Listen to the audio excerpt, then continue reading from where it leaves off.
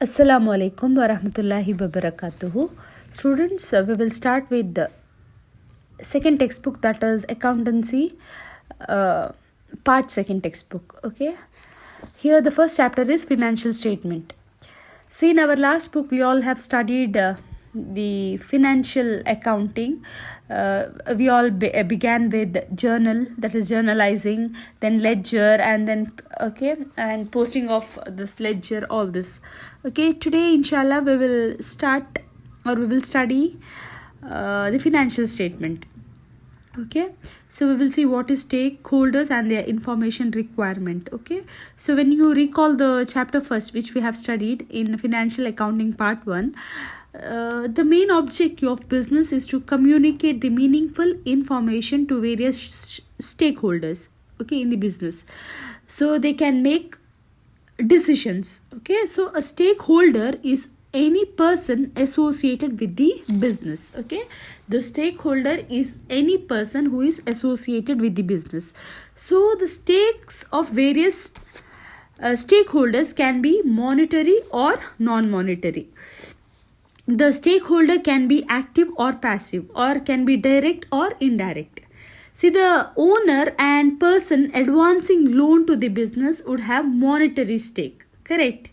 The owner and person who is giving loan to the business has monetary stake. The government, then the consumer and researcher will have non-monetary stake in the business.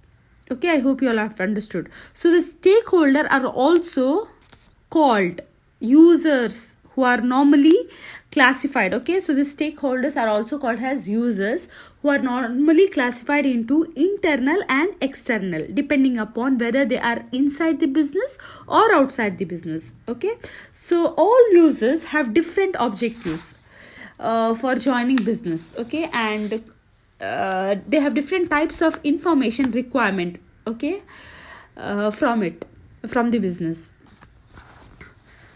Okay, so according to the information required, or according to the users, it is the stakeholders are classified into internal and external users. Okay, so now for example, current owners. So the current owners are the internal users, correct? And the objective of current owners is to make investment in the business and wealth growth. Okay, and the information required by current owners are like to know whether whether there is a profit in last accounting period, or what is the current position of the business, and what is the current position of asset and liability of the business, all this. Okay, second user. Okay, the second user is, you can say, the manager. Okay, so manager is also a internal user. Okay, it is the internal stakeholder. Okay, see, the main objective of this manager for participating in business is for a career. Okay, they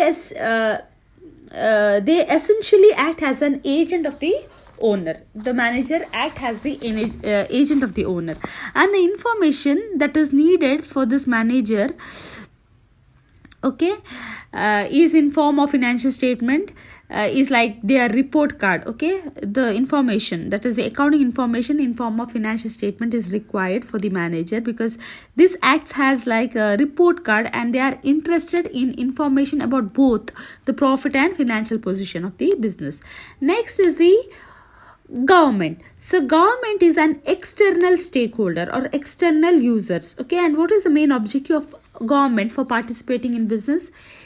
Okay, because the main objective is, it's see, the role of government is regulatory, and it tries to lay down the rules in the best public interest. Okay, the government tries to lay down the rules in the best public interest. Okay, and the information which is needed for them, it concerns the right of all stakeholders are protected. Okay, it is concerned about the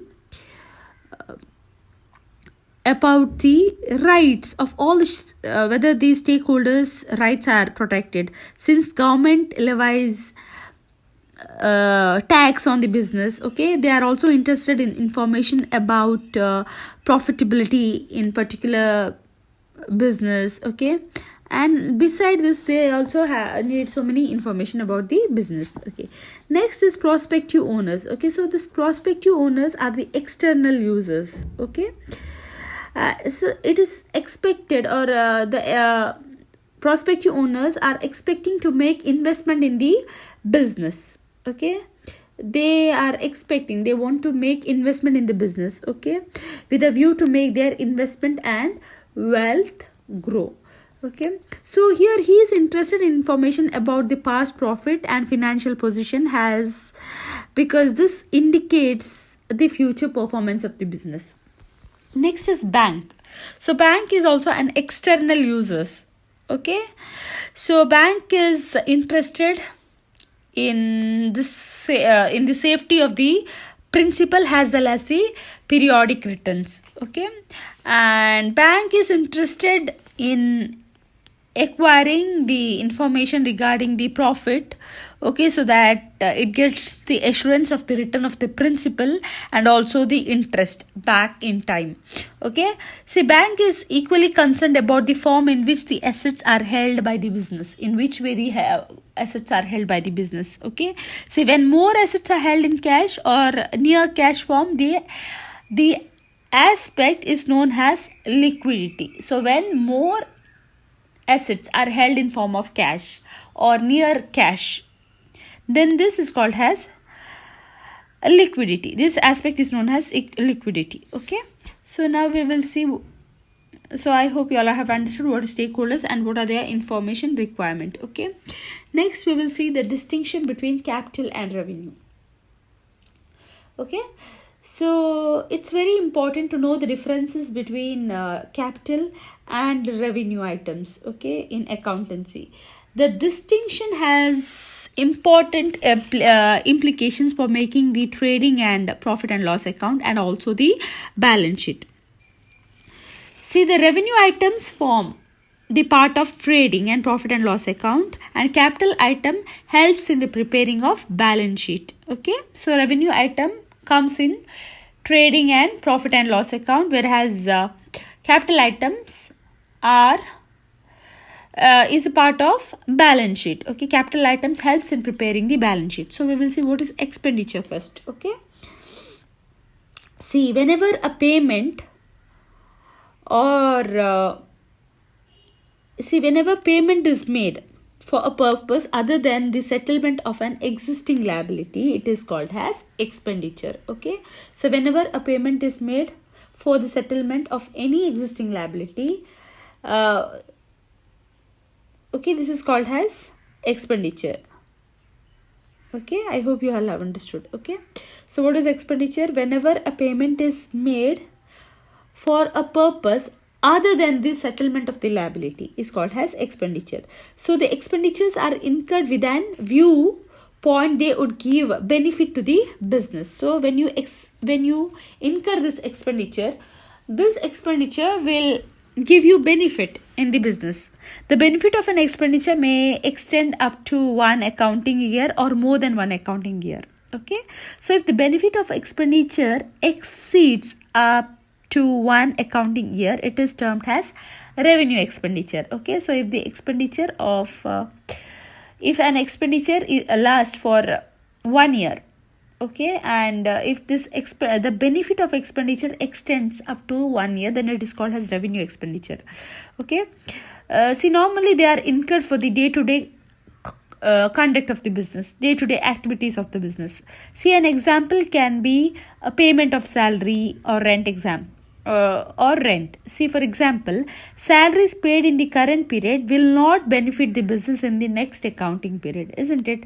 So as the workers have put their effort in the current accounting period, okay, so they will have to be paid at the salaries in the next accounting period, as well as to make these workers work again.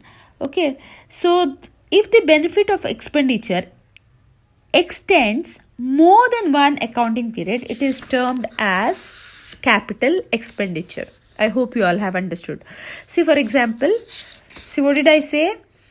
If the benefit of expenditure exceeds more than 1 year, then it is called as capital expenditure. See, payment to acquire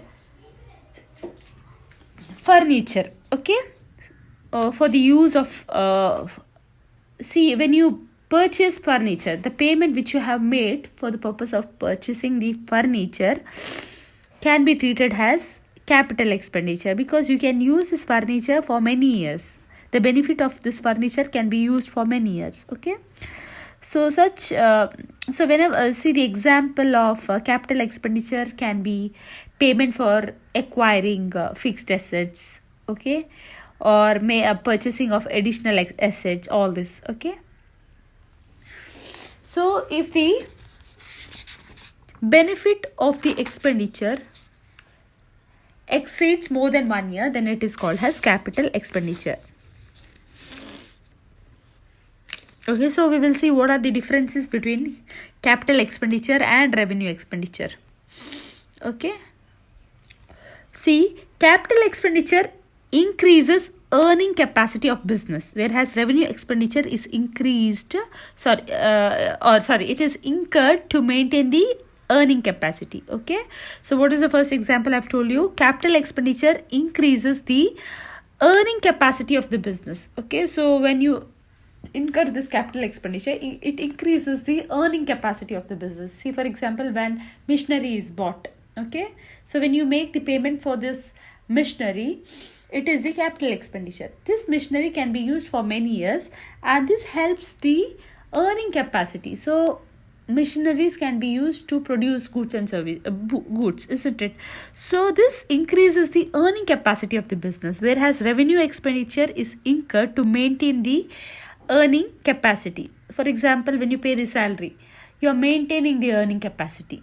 Okay, second is capital expenditure is incurred to acquire fixed asset for operation, okay, of business, whereas revenue expenditures is incurred on day-to-day conduct of business. So this capital expenditures is incurred to acquire the fixed asset. Okay, and whereas the revenue expenditure is incurred on day-to-day conduct of the business. Okay, such as payment of salary, payment of wages, rent, all this comes under revenue expenditure. It has purchase of fixed asset, for all this comes under capital expenditure. Next is revenue expenditure is generally recurring expenditure. Okay, because this month if you pay salary, next month also it has to be paid.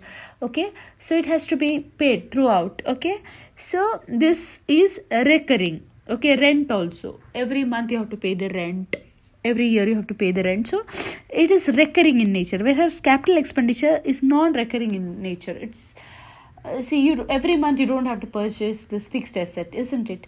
So it is not recurring. Okay, next difference. So what is the first difference? I've told you capital expenditure increases the earning capacity of the business, whereas revenue expenditure maintains the earning capacity. Second is capital expenditure is capital expenditure is incurred to acquire fixed asset, and revenue expenditure is incurred on day-to-day conduct of business. Third is revenue expenditure is generally recurring expenditure, whereas capital expenditure is non-recurring by nature. Okay. Fourth difference is capital expenditure benefits more than one accounting year, whereas revenue expenditures benefit normally for one accounting year. Okay, and fifth difference is capital expenditure is recorded in balance sheet, whereas revenue expenditure is transferred to trading and profit and loss account. Okay, so these are the differences between capital expenditure and revenue expenditure.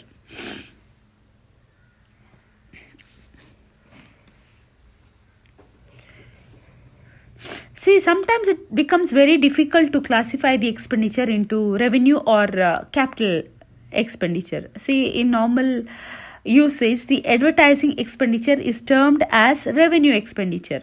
Okay, so this advertising expenditure is termed as revenue expenditure, but heavy advertisement expenditure which is incurred, okay, which is going to benefit the business for a long period of time. Okay, so such revenue expenditure or such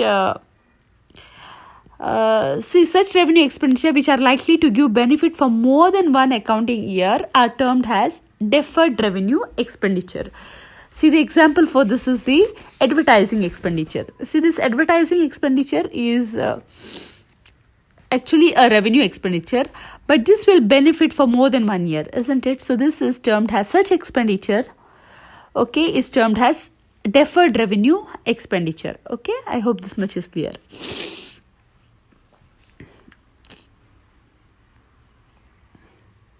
So this revenue expenditure is treated as an expense for the current year, and it is shown in trading and profit and loss account.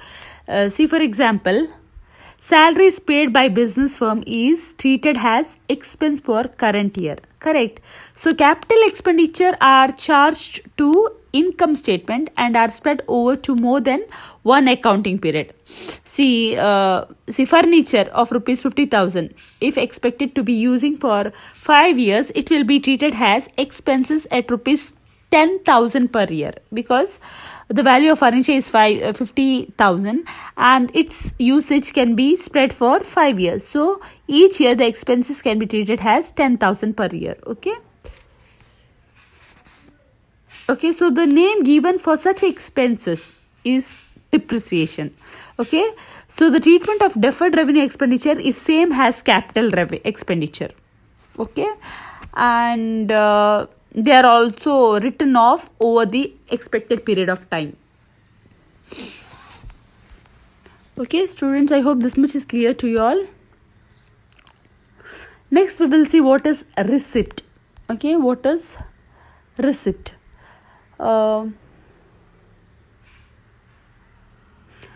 See, the similar treatment is given to the receipt of the business. See, if receipt implies receipt implies an obligation to return the money. These are capital receipt. Okay, if a receipt implies an obligation to return the money, such receipts are called as capital receipts. See, for example, additional capital bought in by the owner, or a loan taken from the bank. Okay, this is called as capital receipt. Both receipts are leading to obligation. The first one to the owner, called equity, and second is to the outsider, that which is called as liability. So another example on capital receipt can be sales of fixed asset. So when you sell the fixed assets such as old machinery or old furniture, this is also called as capital receipt. Okay, you receive money, and this capital receipt is not recurring. Okay, and if a receipt does not incur an obligation to return the money or is not in the form of sale of fixed asset, it is termed as revenue receipt. Okay, I hope you have understood. Okay, if a receipt does not incur an obligation to return the money or it is not in the form of sale of fixed asset, it is termed as revenue receipt. Okay, the example for revenue receipt is sales made by the firm and interest on investment which is received by the firm. So whenever sales is made, you receive some amount, this is called as a receipt. Okay, when investment is made and when you receive the interest on investment, this is the example for revenue receipt. Okay, which is recurring, whereas capital receipt is not non-recurring in nature. I hope this much is understood, students. Inshallah, we will continue in our next class, that is importance of distinction between capital and revenue. Jazakallah khairan.